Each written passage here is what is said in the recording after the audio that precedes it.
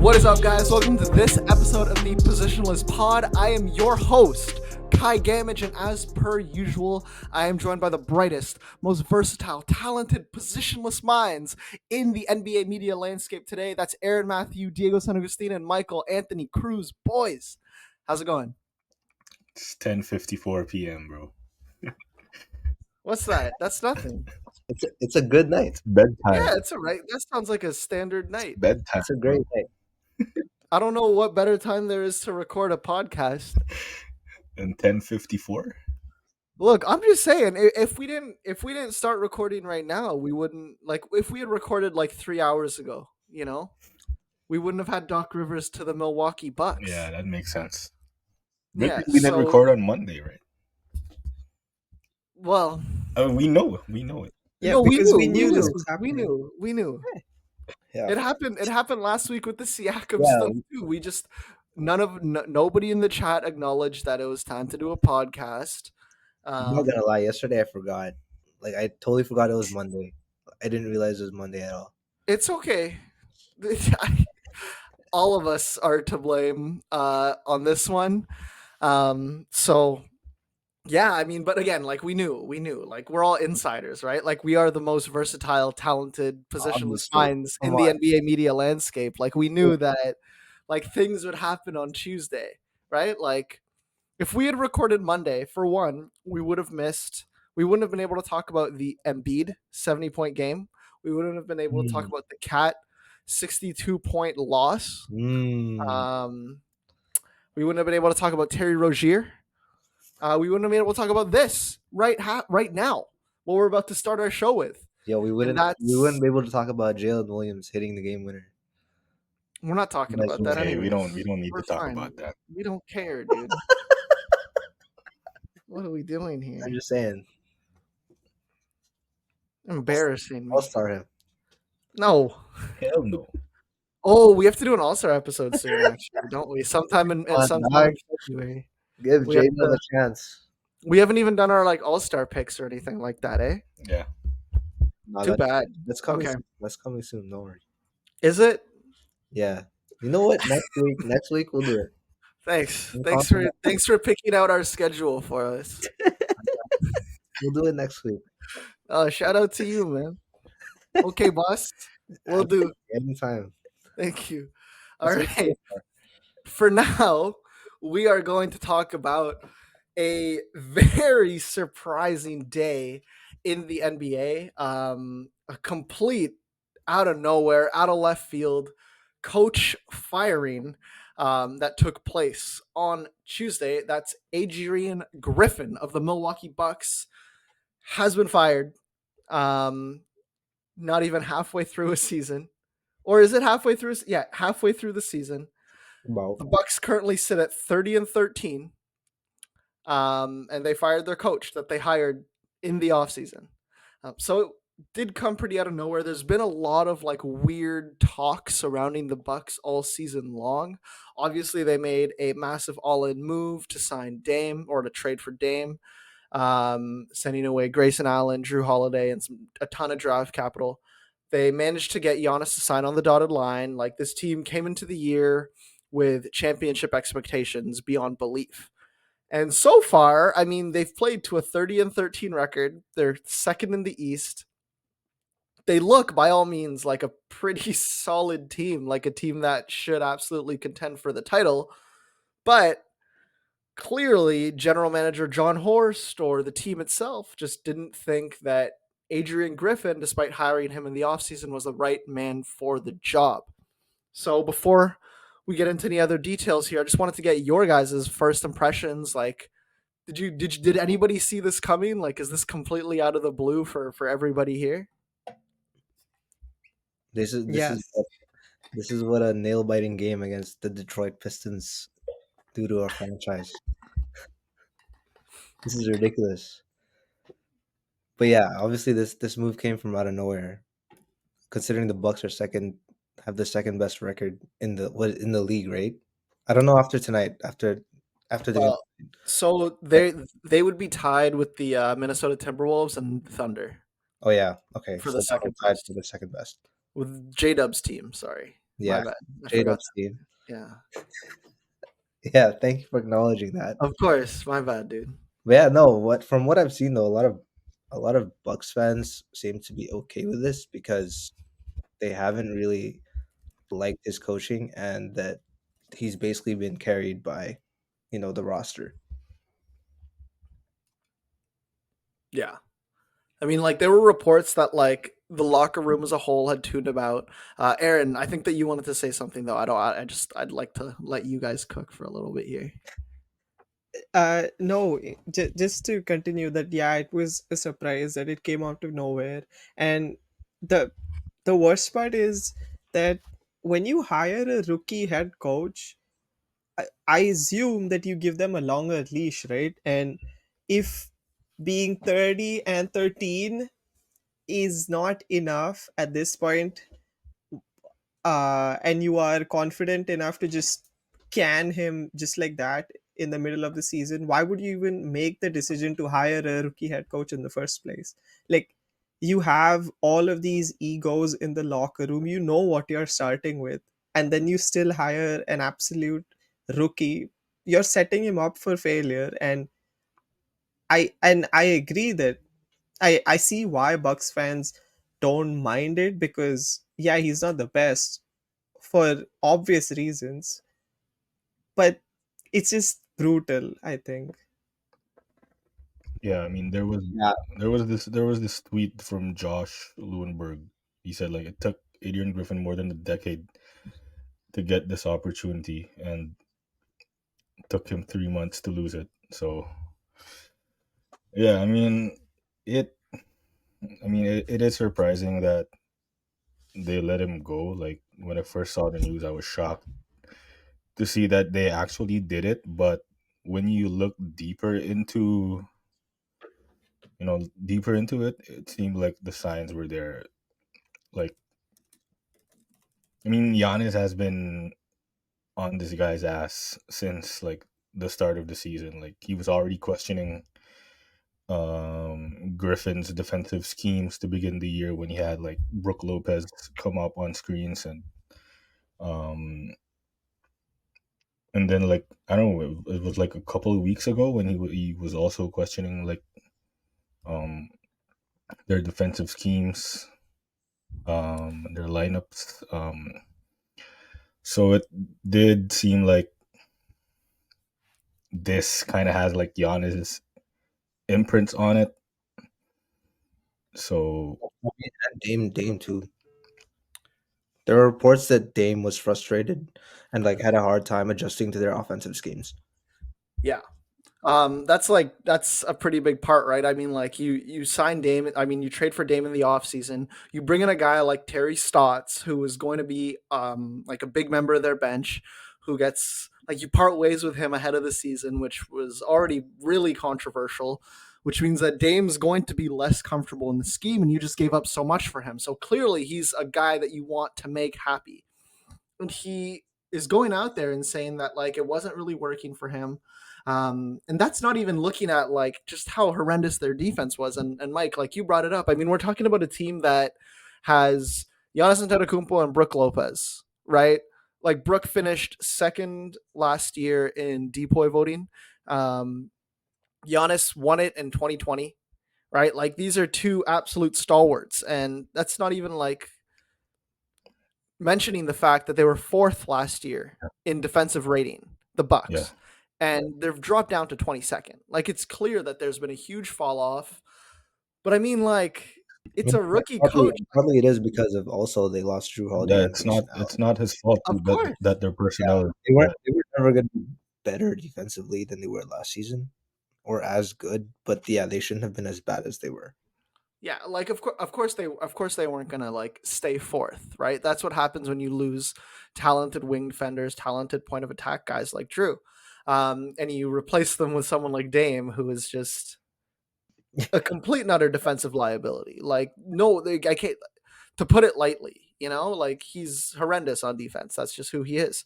But I mean, that's what you gave up. You gave up your defensive pieces to make this happen.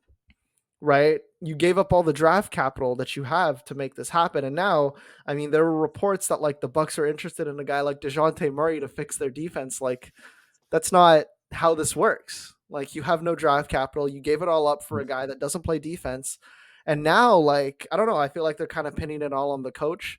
Obviously, like, I think the issues are deeper rooted than like just scapegoating a guy. Like, clearly when you Yeah. when you fire a guy just over halfway through a season, despite having a more than winning record, like, obviously it's not just like they're trying to find a scapegoat like we've seen a lot of teams kind of do in the past, like at the end of the season. I mean, similarly to what they did with like Coach Bud last year.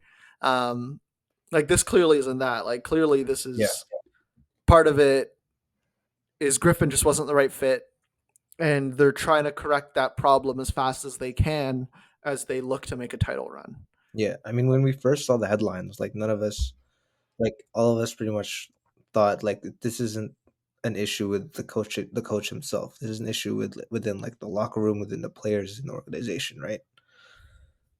Because that's what I thought. Like as soon as I saw that, I was like, Giannis and Dame and all the other players on the roster definitely feel some way about Griffin, and that's what happened. Like the reports came out, or reportedly since the in-season tournament, that's when Griffin basically lost the locker room. Yeah. Which is crazy to lose a locker room that quickly. Like, you hear reports of of coaches losing locker rooms after 3 years, right? Like, that's kind of like the general consensus around the league, is that like it doesn't matter if you're winning or not. A lot of players in the locker room will start to tune out a coach after 3 years. We saw it happen with the Raptors and Nick Nurse, right? We saw it with Bud last year. Like, we've seen it all over the place. Like, this happens all the time. But for it to happen halfway through the season, I think that, I don't know, part of me feels like that's an indictment on the Bucks as an organization and the group of players that they have. Like, am I wrong to say that? Like, I feel like it's No. like maybe Griffin wasn't the right pick, but if you're gonna tune out a coach halfway through the year, despite the fact that you're winning, I feel like that, like, the players need to catch some blame here. Yeah, it's not a Yeah. good look on them. Like, I don't know. You can't really put the entire blame on Griffin. Like, he didn't ask for this roster that he has. It's not his fault that they just absolutely don't have any perimeter defense, and that's really where their defensive struggles are stemming from. Right? You can't rely solely on Brook Lopez and Giannis to just protect the paint all every single time, because you know as good as the Lopez and Antetokounmpo are protecting the rim, they're actually one of the worst paint defenses in the league. Like, Yeah. they give up, like, they're in top in the league in opposing points in the paint. So, and that has a lot to do with their lack of a point of attack defender. So you really can't blame Griffin for their defensive struggles. Yeah, and just coming back to what you said, Kai, about the organization being at fault, like the whole Dejounte Murray rumors are just like another reminder of how lost this organization is. Like, it's not just True Holiday that they let go, right? They also let go of Grayson Allen. They let go of Wesley Matthews. They let go of Javon Carter. Four of their best perimeter defenders in one go, all gone, and then the renowned paint defense that they had is also looking fragile now. And you add a guy like DeJounte Murray who's literally struggling on defense this season. I I don't know how that's going to help, because you're just going to lose Pat Connaughton and Bobby Portis if you do that. Two of your biggest rotational pieces. So your bench is going to be a bunch of rookies and Marjon Beauchamp. And where Yeah, are you Beauchamp's going with going in this? that deal too. Can I just say it's so funny that the Bucks, like, are even reported in this Did you see like the report from Chris Haynes with it, like the tweet that he sent out, where he's like, "Breaking news: Breaking. Bucks are interested in Dejounte Murray." Bro, that's not breaking news. Who cares? They've asked about it, bro. What the hell are they gonna give up? What picks, bro? They don't own a single one of their draft picks until 2030. Zero of them, dude. None. What are they gonna do? How are they gonna get a? And Dejounte Murray's not gonna fix them. I'm sorry. And just I want to go back to the offense real quick and talk about Dame. And like I think that there's problems with the players in the locker room if they're mad. Like if you're tuning out a coach, I think that the players need to look inwards. Because Dame, if he's complaining, and this is a report from The Athletic, they're saying that Lillard has spent much of the season struggling with the way the Bucks function on the offensive end. While he had remained patient with coaches and teammates, there was an inevitable pressure on Griffin from the organization to make the most of Lillard's talent. Bro, they are second in the league in offense. Get over it. Yeah, Get over it. There's no pressure there. So I'm sorry where are you coming your from? score. I'm sorry you're down from 32 points to 25. You are second in the league in offense. What are you complaining about? What are you complaining about, man? I don't get it. The player beside you is playing at an all-world level. This is some of the best offense from Giannis that we've seen in his career, and you're complaining about your fit on the roster? Suck it up. If that's really the case, like if these reports from The Athletic are accurate, if that's really the case, suck it up. You are second in the league. Give me a break. And like, I don't know. I think that this whole report's like really interesting. It's like they're mad that he wasn't able to maximize his talent in the way that validates the choice to part ways with Drew Holiday and Grayson Allen. So you're asking your coach to validate the trade that you made. And he's doing it. He's giving you a good offense. He's giving you the second best offense in the league. But he's also validating the fact that the trade was kind of a double-edged sword. Like, it's apparent that the defense is going to get worse. And Griffin, through making this offense as good as it's been, is also showing that there's dick all you can do with a defense that you on the floor with that roster. There's nothing you can do. So I'm sorry, like this is ridiculous from the Bucks, and now you're bringing in a guy. Okay, I mean, we'll talk about that in a second, but like, grow up, grow up, man. Man. Yeah, so apparently Chris Haynes was the same one who reported that there was an airing out session in the locker room after their in-season tournament loss against the Pacers. Yo, airing out is serious, bro. Yeah. Basically, Adrian Griffin told the Bucks stars that sacrifice was required. And from that point, moving forward, Griffin lost the locker room over time. And the Bucks front office believed the change was necessary. So basically, this is entirely on the players. Yeah. The players got him fired. 100%. It's embarrassing, man. Yeah. I don't know. Have you guys watched Winning Time? Yeah. Aaron, you've seen the second season? No, not the second season. Okay, well, there's this one scene where Adrian Brody, who plays Pat Riley, he's talking to the locker room. He's pissed, and like he's going at one. He goes after like Norm Nixon, right? Says it's like, hey, you're not a star. Like, who the hell do you think you are? Like, you made one All-Star game, bro. Like, shut up. And then Kareem's like, I know that's right. And then he's like, yo, Kareem, where you been, bro? Like, everyone's asking when you're gonna retire. I'll tell them when. It was 2 months ago. Iconic line, right? And then Magic starts laughing a bit. He turns to Magic. He's like, what the hell you showing your teeth at me for? Why you laughing, bro? You got your coach fired. Like, this is what we're seeing. Someone needs to come in there and get their shit together. Someone needs to treat them like adults. These are children, man. Whining about their offense. The fact that basically during that airing out session, it sounds like Griffin was, trying trying to get this team to be better, to actually like reflect and give them like a real honest conversation. But the stars took it badly, and that's what led to them getting frustrated. This I don't know. It doesn't make sense. I mean, look, There's a lot about it. maybe Griffin wasn't a great coach, you know? Like I'm not there. I haven't seen it, you know, but like to have this many arguments in this short a time. Like, do you guys remember when like Giannis got like checked out of a game, right? And he's arguing with Griffin on the sidelines and he checks himself back in. Like, what the hell is that? Who does that? Dude, shut up. Sit down. Also, isn't this the coach he wanted in the first place? Oh man. No, What I a don't mess. like Giannis at all. I've always liked Giannis. No.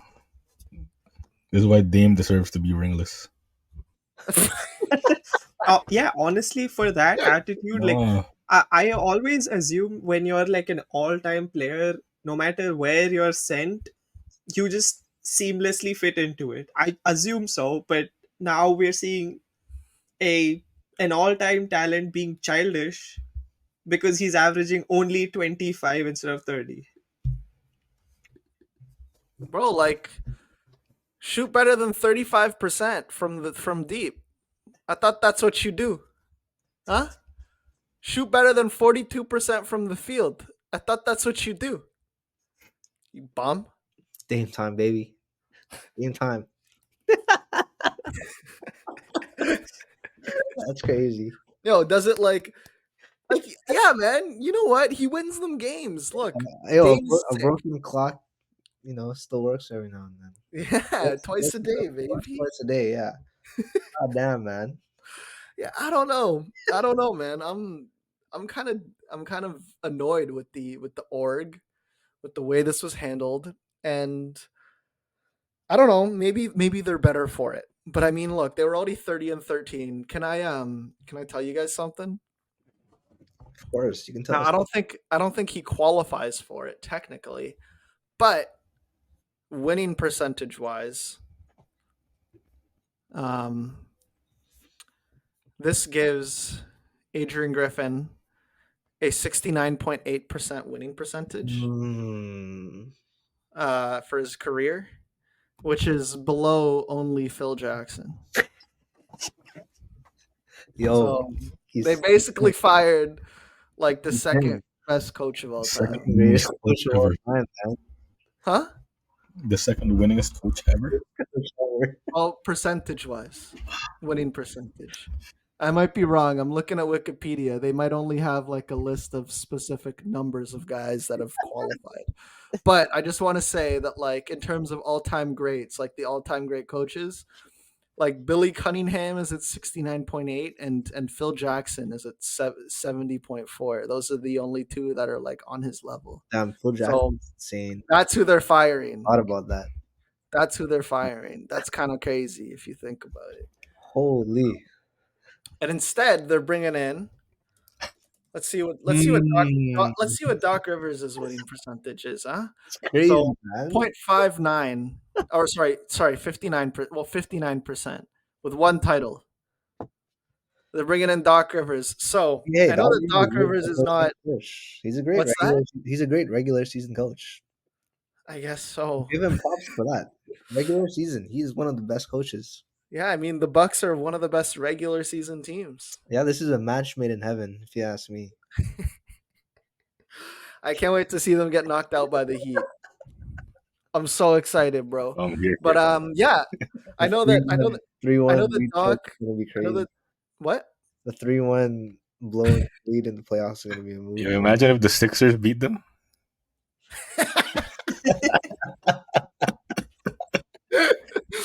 Oh man, Nick Nurse. That's gonna be a classic.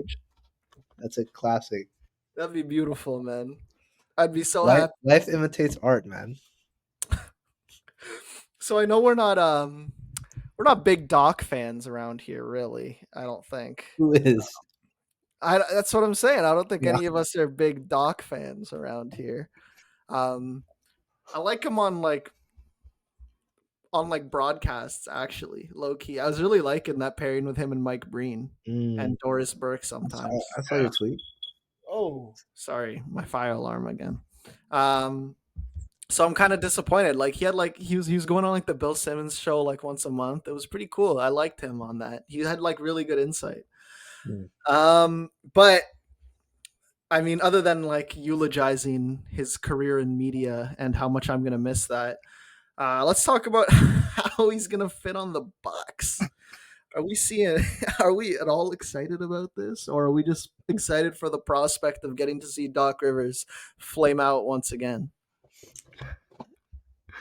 Well, I mean, the Bucks deserve it for what they've done to Adrian Griffin.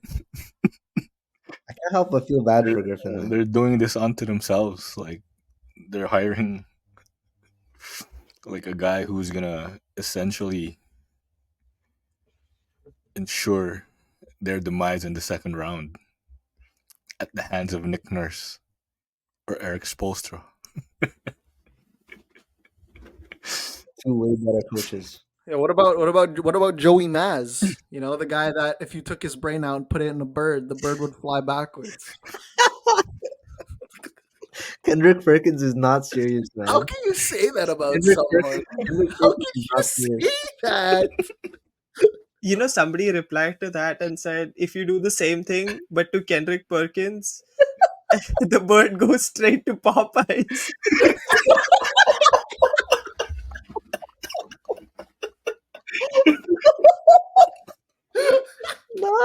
Nah, bro, that's crazy. He was asking for it. Yeah, that's okay. You can't say that. You can't say that. But yeah, so Doc Rivers, guys, are we excited?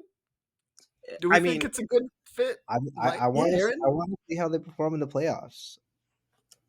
Yeah, he's a proven playoff performer, right? 25 years of coaching, gone past the second round a whopping 3 times. That's who you want, right? Steer a supposedly sinking ship here. It's embarrassing, this playoff record. Like I know we've always joked about it, but today was the first time I actually looked at it. To go past the second round only thrice in a coaching career that's spanned over 2 decades is embarrassing, considering how he's always been in charge of stacked teams. It's bizarre that they would that they would fire a guy who was looking good so far, at least on paper, and then you bring in a renowned playoff choker. I get that it's slim pickings at this time, but it's also your fault for being in that position at this time of the year. So yeah, they deserve the worst, and they signed up for it. Yeah. So I was also sorry. Go ahead. You go. No, I was as a Lakers fan, I was hoping that they bring back Darvin Ham, but that was too much wishful thinking. Yo, dude, you should just be happy that this means the Lakers won't get Doc Rivers because he was being rumored to y'all too, man. I know. I listen. At this point, if Ham was gonna get fired, it was gonna be Doc. Yeah, it was gonna be Doc. It's okay. Now you can get Nate McMillan. Yeah. Phil Handy. Ross Steve Kerr. No, bring Mark Jackson, man. I want to see Warriors and Lakers should just trade coaches. They should. Yeah. I want to see what happens. Or LeBron be the coach. Okay. Let LeBron be the coach. Yeah. Right. So has there never been a player coach since Bill Russell did it in his first season? I think LeBron can do it. Look, he basically already look it up. So Dave Cowens. Yeah, Dave Cowens was the last player who did it in 1978 and 1979 with the Boston Celtics. Big up Dave, but who? That's a Hall of Famer. Come on, man. Who? What are you talking about? That's a Hall of Famer. You don't know Dave Cowens? You don't know? No. Put some respect on Dave Cowens, bro. I've heard the name. That's a Wait, member of the I said 75th anniversary who? team with Damian Lillard and Giannis Antetokounmpo. Oh, come on. He's on their level. Snuff Three-time Dame All Lillard. Defensive, two-time champ. Okay, yo, that's Big Red. That's Dave the Rave. Okay, okay. that's what they Don't say called that. him, man. Don't say I'm that. gonna, that's what they called him. Yeah, it doesn't mean that's what you should call him. I'm gonna do it. I like. I'm a Dave Cowens guy. I'll do it again. All right, so just to go over Doc's playoff record here, I know Aaron alluded to it. So Doc Rivers teams have blown 3-3-1 leads, 4-3-2 leads, 1-2-0 lead, and have lost Game 7 at home 4 times, and 5 if you count the bubble, which you don't really. He's also 6-10 in Game 7s. So, yeah, not great, bud. I don't know if bringing this guy in while the East is looking, I think, as scary as it's ever looked in terms of like the top guys. I don't know if bringing this guy in is really the move. And I think the interesting part is that Giannis didn't want Nick Nurse. What was that? What do you mean you don't want Nick Nurse? You think he's scared of playing 40 minutes? Probably, huh? Just say you're scared, bro. Nick Nurse, Nick Nurse would have made this a championship team. I hate to break it to you. He's still one of the best coaches in the league. Giannis, the one who Absolutely. didn't want Nick Nurse specifically. Giannis did not want Nick Nurse Yeah, he didn't want specifically. Nick Giannis Nurse. did not want him. That's Crazy. crazy. That's crazy. I don't understand Why? that. Why? I don't know. Okay, so this is what Mark Stein Or said. something? So this is Mark Stein reported this. He said league sources say now that the desire to play for Griffin is better described as a determination to play for someone other than Nick Nurse. Okay. Nurse was among the candidates that the Bucks had high on their list after a 5-game drubbing by the number 8 seeded Miami in the first round of last season's playoffs. But sources say that Antetokounmpo wanted the Bucks to go in a different direction and thus chose to champion Griffin. My thought is that he told Giannis that there's no chance Thanasis ever plays. Because if there's one thing about Nick Nurse, it's that rotation is going 8 deep at most. Nick Nurse is not like Nick Nurse is serious. He said no Nepo babies in here. I'm with it. I'm fine. Honestly, whatever, man. Go Nick. Go. I hate Philly, but go Philly, I guess. All right, bro. Don't say It that. felt wrong. It felt wrong. It felt dirty. Yeah. That felt gross. Good. That's All right. crazy. Anything else we want to touch on with this Milwaukee Bucks fiasco? With this Adrian Griffin, Doc Rivers fiasco? Good luck, Doc. Have fun. Yeah, I hope they don't win the anything title. I'm rooting hard against Milwaukee right now. They won't. Milwaukee already got their title. We don't need to see it again. You don't have to hope. We know they have a coach that'll make sure they won't. Thank you, Doc. Plus, Jason Tatum will stop them anyway. Who? If worse comes to worse, Jason Tatum. You sure? Are you sure about that? Nah, man. I'm excited for the for that one TikToker to pop up on my Twitter feed. Yo, Jason, we need a good game tonight. We're playing the Nuggets tonight, Jason. Jason, we have to protect our 20-0 home record. I got you today. I love that. That guy has done irreparable damage to Jason Tatum's career single-handedly. I am eternally grateful. One of the Someone funniest needed to take him ever. down a notch. All right. Yeah. Do we think that there's any reason why they wanted Doc specifically, or just I don't know, just some guy, best coach available? Yeah, I think Because like they weren't gonna get like someone's assistant at this point, right? He's the best coach I available. think they just wanted someone like who has experience, who they pretty much have respect for, because as bad as his playoff record has been, he's still pretty much one of the most well respected coaches out there. So I think that's just basically the direction they're going into. Like they just want someone that the players will listen to because they obviously weren't listening to Adrian Griffin. So Yeah. yeah, Yeah. You need a vet. You need someone that's been in locker rooms, someone that's like handled these things. Like you can't bring in like James Borrego, you know? Like no matter how much I like James Borrego, like that's not a winning head coach. Like you can't bring in like Kenny Atkinson, right? Like he just doesn't have enough playoff experience. You can't bring in like that's about it. Like even Terry Stotts, it's like he's not a good enough coach, right? It was a dry pool. That's why it's just like it just doesn't make sense to fire your coach midway through the season, especially if Yeah. you're succeeding. It just doesn't make sense. No, the fact that they're 30-13 is why this whole thing is just so crazy. Ridiculous. It's Mess. ridiculous. Yeah, All right, we get to move on. Yep. absolutely. Cool. All right, let's talk about another East powerhouse and the team that will absolutely take down the Milwaukee Bucks should they face each other. That's the Miami Heat. So the Miami Heat swung a pretty big trade for scary Terry Rozier, earlier today, giving up Kyle Lowry and I think it was one first round yeah, pick and like 2020. 2027 first round pick that it's a lottery protected 2027 that Yeah, becomes unprotected in 2028, I think. Yeah. fleece. By the way, Miami does it again, man. Miami does it again. so yeah, like what was everyone's initial reaction to that trade? Do you think that bringing in a guy like Terry Rozier kind of elevates this team to? I mean, like, look, this is a team that made obviously the NBA Finals last year. They were kind of depleted of a lot of their depth pieces, guys like Max Strus, Gabe Vincent. Like, it wasn't the same team this year as it was last year, but they've actually looked better, I'd say.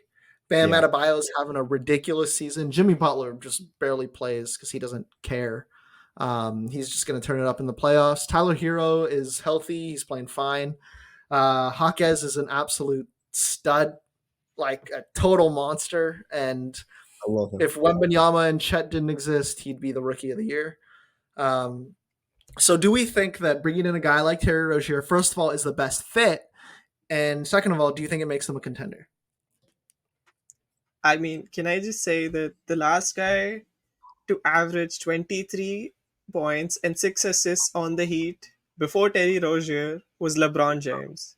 Come on. So, this is what they're bringing on the team. Oh, okay. Can Yeah, I he's like now the six? Oh man, he's like LeBron's the back. he's like the What 6'1" comparison, LeBron man? James. LeBron is Yeah. Yeah. back. The 6'1" LeBron. And okay, some more serious stats though. He's averaging 23, his career best points per game tally, on career best shooting as well. And this is a guy who's clutch. Like I saw the stat where over the past 5 seasons he's tied with Steph for the most clutch threes. Steph is doing that at 34.6% from the line from three. Terry's been doing it at 37.6%. So this is a serious guy that they're bringing in for uh, in what was an absolute fleece. They sent out a Kyle Lowry who's out of Hey, a hey, playoff hey. rotation. Oh, Listen, yeah, okay. he had his Oh, that's fair, moments, that's but yeah. What did you expect me to say? China, I don't. something like that? I don't want to. I don't want to hear you disrespect him. Is all. Yeah, okay, he's old, he's washed, and they still managed to get that, turn that into a guy who can contribute seriously for them, who's gonna slide right into that starting lineup alongside Tyler Hero.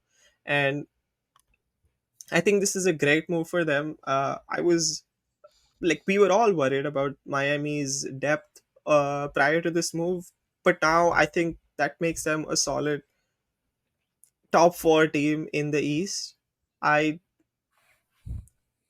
even if there might be teams that are better on paper, I'm not putting the Heat below top four after this move. I think they look set.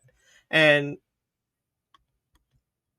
about the fit, I don't think there's going to be any problems here. Terry Rozier's never been a selfish player. He's been part of like big Boston teams, and now he's going to be playing under Coach Spo. I think this is going to be a seamless fit for them. And with how unavailable Jimmy Butler is, the playmaking responsibilities are also going to be taken care of because Terry Rozier's there, who's averaging a career high 6 assists, almost 7 this season. So I think the Miami Heat are absolutely set now for to go all the way again potentially. Yeah, I agree. I think it's really hard to overlook the impact that Rozier is going to have on this team, especially in the playoffs, but even in the regular season. Because as Aaron said, like Jimmy Butler's barely even playing, and having him, especially when Miami's offense is like every now and then they just get so stagnant, and they don't really know what to do because sometimes they do lack offensive weapons on the court. So having Terry Rozier there is going to fill in that gap, and it's going to be that's why I think this is a perfect fit. Yeah, This is a perfect I saw this like comparison. Like this is like a poor man's Lillard for Holiday swap because obviously they're bringing in a 20-point scorer with Rozier, and that's going to improve their offense, which is 20th in the league right now. Um, but yeah, Rozier hasn't been that good on defense, but when he was in Boston, he was actually pretty solid defender. So if somehow Eric Spoelstra can bring out you know Rozier as a two-way stud, they're in very very good shape. To maintain that defensive identity that they have with Rozier and you know have that jolt of offense that he's going to bring. Yeah, like this is his worst defensive season in his career. But I mean, like when you're looking at defensive stats, like defensive box plus minus, defensive win shares, defensive rating, like you need to factor in that the Hornets are trash. Yeah, like, like the Hornets are horrendous. They're garbage. They don't belong on TV. Right? Like I don't ever want to watch this team because they like the Pacers defense sucks. Like don't get me wrong. But the Hornets are up there with them, like that's tied. Like they're trash. And it's not just Rozier's fault. Like this is still like a guy who jumps passing lanes. Like he's still a decent player. We've seen him have like much better defensive ratings in the past when he's actually been asked to just be like a role player. And that's why I really like this fit. And again, like being with Spo, being under Spo, like if there's one coach that can absolutely make you work your ass off on D, um, actually like squeeze every bit of talent out of you, like it's Spo, right? So I'm really happy with someone who I think was just being wasted in Charlotte. And like you can look at his numbers, right? And like he's putting up gaudy numbers right now. Like this is obviously the best. I think the best he's played in his career, whether it be efficiency wise or just like points wise. This is like the best he's been. Um, and you can kind of look at that and say like, oh, I mean, who else is going to take those shots for the Hornets, right? But I think that this is a guy who will absolutely excel in a smaller role. Like some players get used to playing the bigger role and they can't really shift back down, right? You get guys like Andre Drummond who just wasn't able to move from like the Pistons to really anywhere else. He just wasn't able to adapt to his role after being like a good stats bad team guy. Even like Jeremy Grant, like I don't know what he really becomes after his time on the Trailblazers here, where he's just like a good stats bad team guy. Beal, right? But Rozier, he's had this experience before. He understands what it's like to play for a legitimate contender, right? Like those Boston teams in 2019 and 2018, like those were legitimate contenders. Like they made the Eastern Conference Finals. He went up against LeBron. He's been in these spots and he's played a huge role in these spots.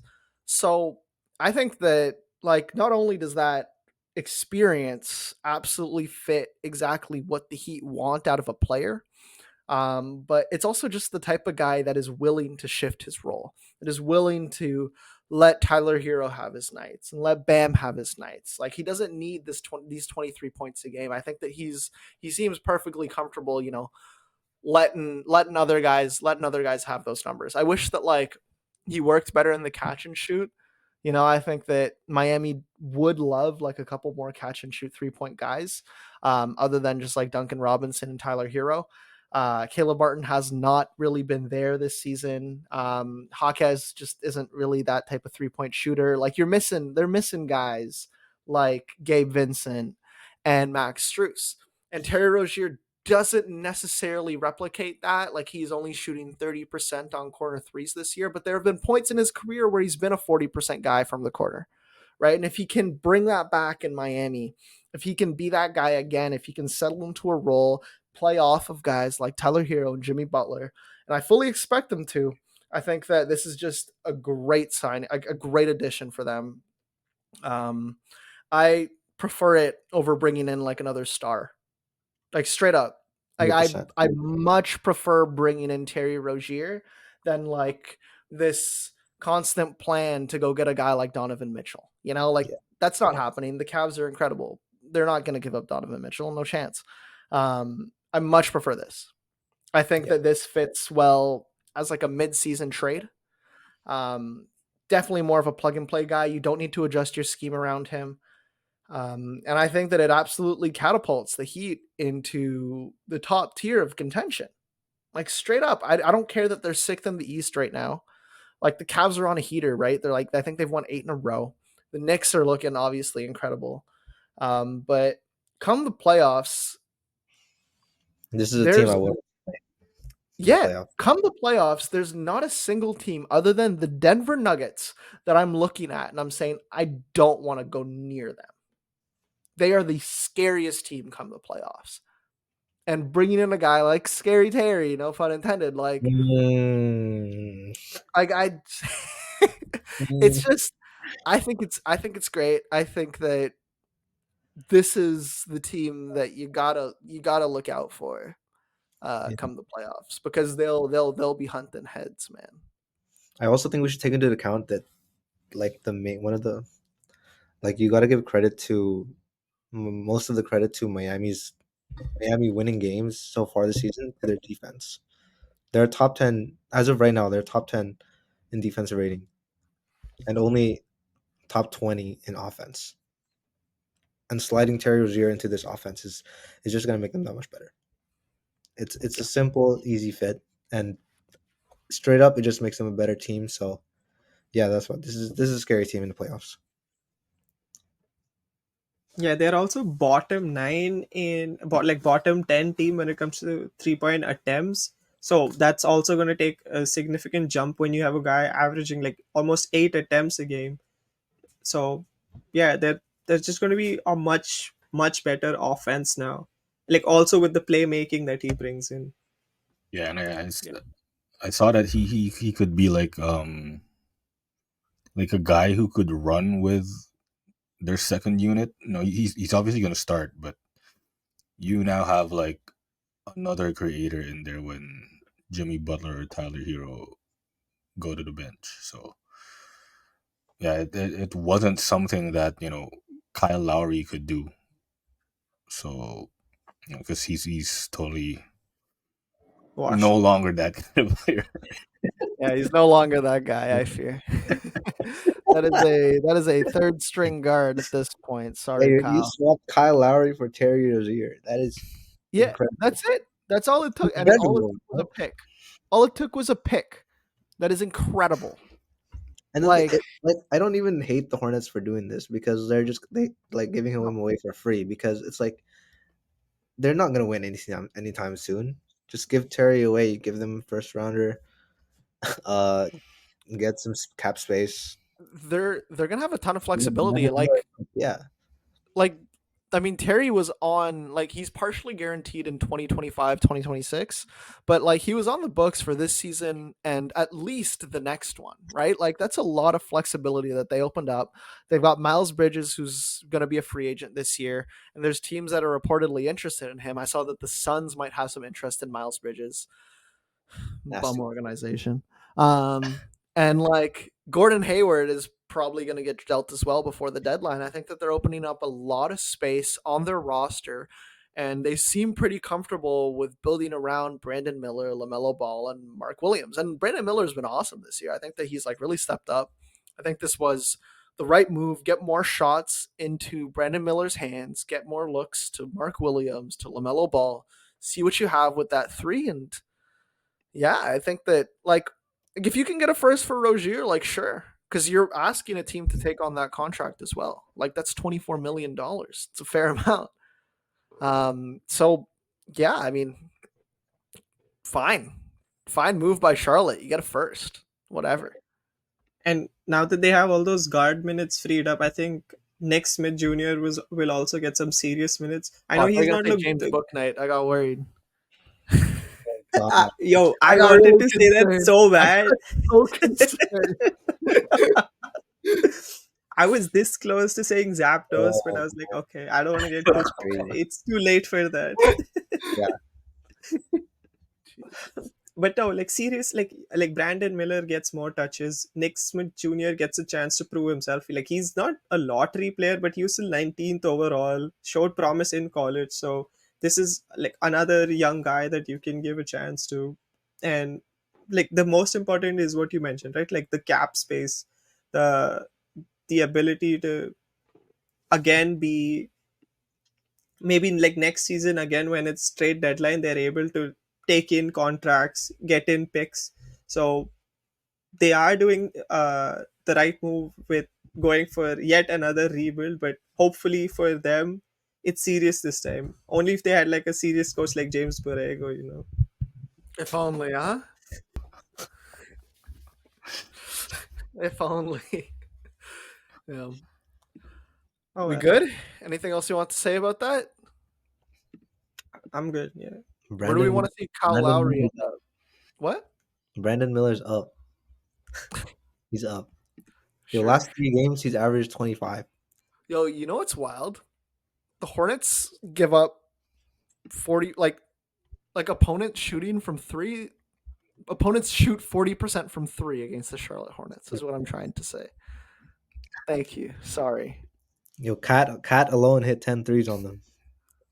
Oh, you want to And talk? Oh, lost. what a transition. What a transition. Who would have thought? Incredible move by you, bro. Karl-Anthony Towns. Karl-Anthony Towns.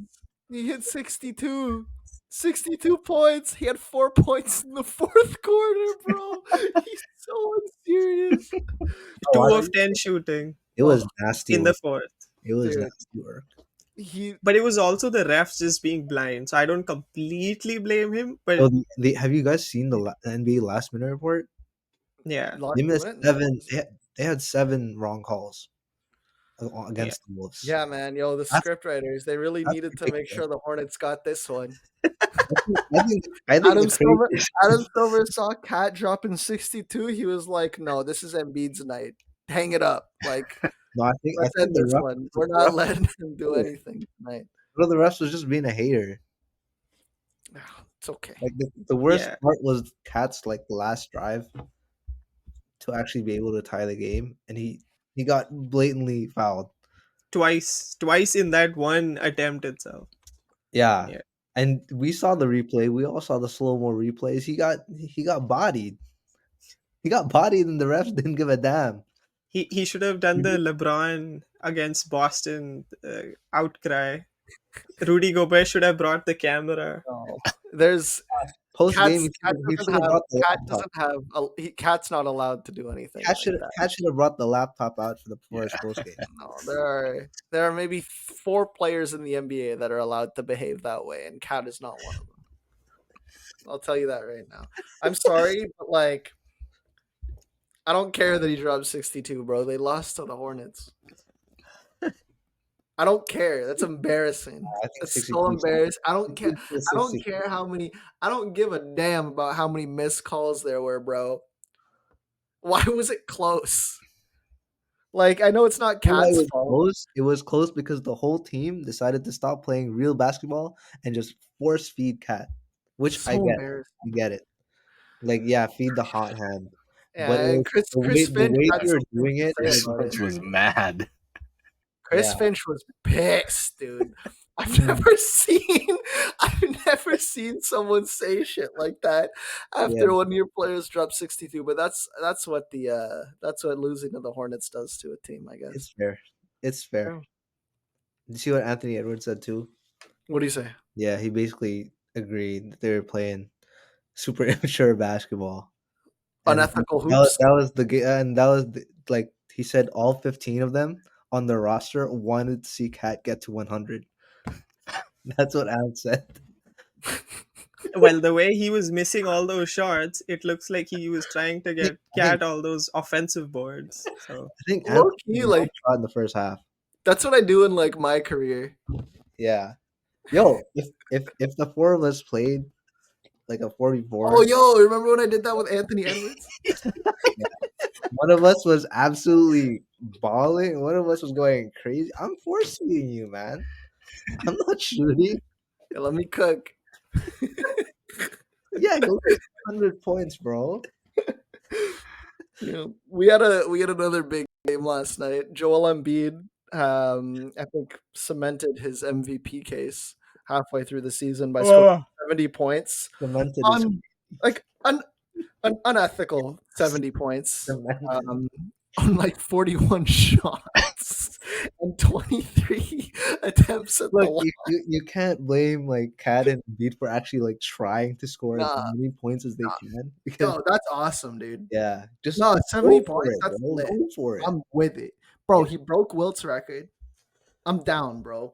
And like, I don't know, you might not like watching Embiid play, but if you don't Yo, think that he's that like the guy's best offensive engine in the entire league right now, you're a fool. Sorry, I bro. yeah, Sorry, it's not aesthetically appealing, but he's too good. Like, don't yeah, it's not bro. aesthetically To me, pleasing. those mid range jump shots are aesthetically pleasing. automatic. It's I'm a beautiful. mid range jump shot enjoyer. I've been a mid range jump shot enjoyer all my life, and Yeah, we honestly, know, bro. You're a Thunder fan, okay? Whatever, man. Holy I'm a crap, we get it, DeRozan bro. fan. KD Rush. I'm a DeRozan fan. Okay. Yeah, okay, but how am I supposed to Yeah. enjoy watching a guy who hits the line more than Pablo Escobar did in his lifetime? Oh, Yo, that's crazy. that's a good line. I'll give you that one. That was a bang. I didn't even know what to say. That was I don't, sick. but No, I like, get it. It's not yeah, aesthetically appealing. It's not. he's just flailing himself around as a 300-pound man. How I'm I will never be able to derive any enjoyment from this. I'm sorry. Yeah, like he's already the most unguardable player in the league. He just makes it a little bit worse by doing that. He probably doesn't need to do all that. But like, hey man, 70 points. I'm not taking that lightly. Like that's crazy. Yeah. It's Yeah. insane. 62 even. Um, Well, you could just brush. I don't care if they lost. no. It's okay. They 62, lost. No, doesn't count. 62 points. No, they lost, bro. Doesn't That count. don't count, man. Yeah, that's like how Devin Booker got 70. It doesn't count. Well, 70. I Top don't even 5 know offensive players of all time, huh? but damn. Oh, he's one of them. he's he's He's one of the certainly offensive players. He's, Certainly one of them. he's one of them. Um, Say that. yeah. What a crazy night in the association, man. Anything good tonight? I haven't even looked at the scores tonight. We Is also it missed- anything? Ooh, the Lakers Clippers 4-point game. The Without Pacers suck. LeBron. well, The last night Pacers did are you see, trash, just by the way. last night did you see KD's game-winning jump shot? No. Oh yeah, Yeah. last night? Was- Crazy. That was one of the coldest game winners I've seen. He Yeah. double pumped it Yeah. in midair. It's disgusting. Yeah. Too bad the Suns are trash, eh? Hell, man. Yeah. It's Hey, too bad. also give the Pacers a pass, okay? Hallie's not playing. I know. Still, like what, 3 losses in a row since trading for Siakam? Yeah, I feel bad for him. Yeah, I know. It's what happened He's in been Toronto. stinking it up too, though. So Yeah, I know. He hasn't been great. I'm not enjoying it so far. Hopefully they figure it out. All right. Anything else you wanted to touch on? Or are we good? Yeah. First thing I saw when I opened Instagram just now. Oh no. Yeah. Yeah. What does that say for What the a time to be alive, bro. What a time to be alive. Is that where Kyle Lowry's going? No, To do what? Thanks, I my hope boss. not. I sure hope not. No. It's Knicks or Sixers. Knicks or Sixers. But neither of them need him. The Knicks need a third point guard. I'm sorry, Malachi Flynn is not A him. third point guard. Okay. Kyle Lowry replacing Malachi Flynn. Yeah, please. No, yo, come on, man. Bring in the Villanova big brother. Oh, Yeah, you're right. yeah. Right? I Like bet. that's I like cute. that. I like that. yeah. That's When you mentioned that, Philly. Yeah. Hmm. Come on, man. With Brunson. Come on. With Hart, DiVincenzo, Archie Diacono, and Lowry. That's so cute, bro. I'm with it. It's cute. best Villanova guards of all time, all together. Man, what a team. What a team that would be. I'm in. Yeah. That's it. We're good. Okay. All wanna right. talk We'll be about back at some point next week. Wanna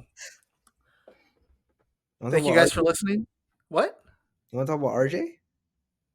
He's been great. I know. He had He's been 27. fantastic. All right, let's end it, bro. Mike's already dealing with enough. Okay. I was All just right. joking. I just want to Yeah, shout yeah, out yeah. Okay. RJ for All right. continuing to play great. I hope you listened to last week's episode, man. We were shit Oh, I talking did. here. I did. Good. Good. So I know someone who wouldn't wake up. I heard that one. I watched the episode because I wanted to hear your guys' thoughts on the On Pascal. Thank Yeah, you. so- Okay. All right. Okay. Let's end it. No more talking. Shut up. Let me do my outro. Thank you guys for listening and watching this episode of the Positionless Pod. If you are on YouTube, make sure to like, comment, share, all that fun stuff down below. Let's wave goodbye for the YouTube audience. See ya. If you guys are listening on Spotify, Apple Podcasts, or any other weird thing that you might use to listen to podcasts, make sure to rate and review, share it with your friends, put it on your Instagram story, tweet about it, do whatever, man. Have fun. Make sure to check us out all out on socials so you can see us on our personal accounts, as well as the Kickout Media, our big wonderful parent company. We will be making a Instagram page for the podcast at some point, so make sure to follow along with that. We'll be posting all of our updates about that on the Kickout Media's Instagram page. And signing off for the most talented, versatile, gifted, positionless minds in the NBA media landscape today. That's Aaron Matthew, Diego San Agustin, and Michael Anthony Cruz. I'm your host, Kai Gamage, and boys, it's best life.